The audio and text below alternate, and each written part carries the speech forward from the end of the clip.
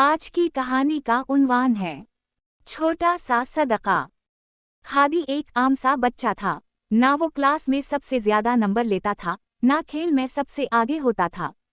लेकिन इसकी अम्मी हमेशा एक बात कहती थीं, बेटा, बड़ा बनने के लिए जरूरी नहीं कि तुम सबसे ताकतवर हो, बस दिल बड़ा होना चाहिए। एक दिन स्कूल से वापसी पर हादी ने देखा कि गली के कोने पर एक बूढ़े चाचा बैठे हैं। उनके पास सब्जियां रखी थीं, मगर लोग बगैर खरीदे आगे निकल रहे थे। धूप तेज थी और चाचा बार बार पसीना पूछ रहे थे। हादी रुक गया। इसके पास अपनी जेब खर्च के सिर्फ 50 रुपए थे। वो इन्हीं पैसों से चॉकलेट खरीदने वाला था।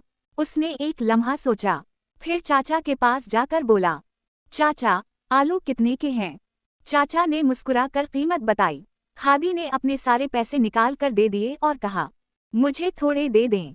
चाचा ने हैरत से पूछा, बेटा, तुम अकेले हो, घर वाले नाराज नहीं होंगे?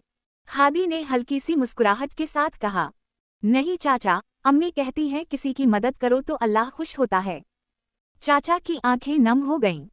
इन्होंने आलू के साथ 2 टमाटर भी थैली में डाल दिए और कहा, ये मेरी तरफ से, अल्लाह तुम्हें खुश रखे। घर पहुंचकर हादी ने सारी बात अम्मी को बताई। अम्मी ने उसे गले लगा लिया और कहा, बेटा, आज तुमने चॉकलेट नहीं खाई, लेकिन अल्लाह ने तुम्हारे नाम एक नेकी लिख दी। अगले दिन हादी स्कूल जा रहा था तो वही चाचा रास्ते में मिले।